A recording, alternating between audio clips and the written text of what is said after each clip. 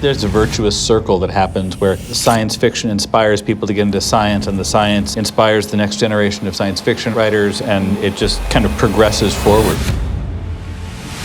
Welcome to Blue Origin. Today we are building human-capable, reusable rockets. We can kind of move humanity and heavy industry off of Earth so we can preserve this planet. Our vision is millions of people living and working in space. It's the coolest place to work ever, and we are so excited to have you guys here. Well, thank you.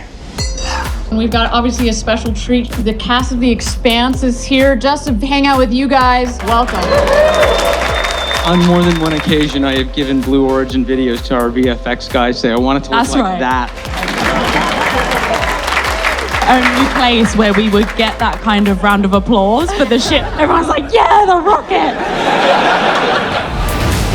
We've tried to make space a character in the drama. So we try to respect the rules of the way things move, the fact that, you know, without thrust, you don't have weight. It's like all of those things that a lot of science fiction shows tend to avoid. We absolutely embrace. Our scripts are coded scene by scene, gravity, zero gravity, spin gravity, and every time we see a zero gravity scene, we're like, oh God, okay, can't lean on this, put my hands in my pockets. Steven's like the best, actually. He's like the no floaty arms guy. He always finds something to hold on to. All right, people, here we go. I will say, you all look a little uncomfortable on descent. Powering up. It's gonna be nasty. Now, if you need some help on designing seats, I have a couple of people I'd like to introduce you to. Okay, this is way more comfy than the raw seat. Where's the rest of the space?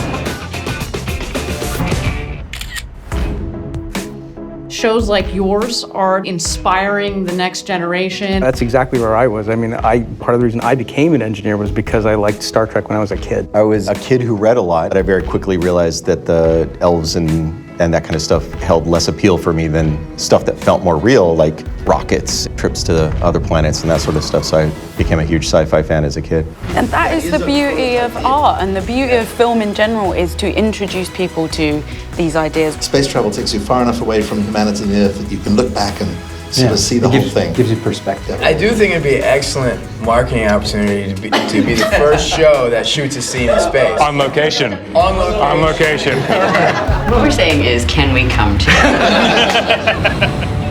When you're in orbit, you get to look down and see something that isn't the planet you learn about in high school geography. It doesn't have borders. It doesn't have neat little colors that say who's running what. It gives you an idea of what humanity could be, like a single species living comfortably in harmony. Damn, that is a sight to behold.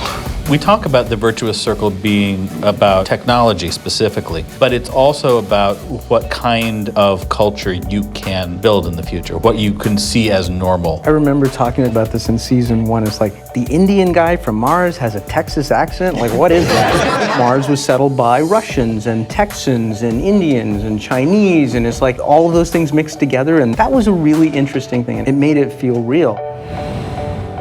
We want to preserve Earth, and we want to unlock for humanity the ability to use resources on the moon, of the sun, the asteroids, and all of this. Perhaps human history in the past, whenever we found something new, we've actually just found new things to fight about. Our vision of the future is perhaps a little bit more optimistic. We should have a swap day where we work on the rockets. Yeah, I'm sure which part of the rocket failed? It was the part installed by an actor.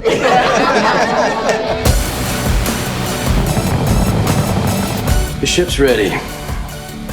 Are you?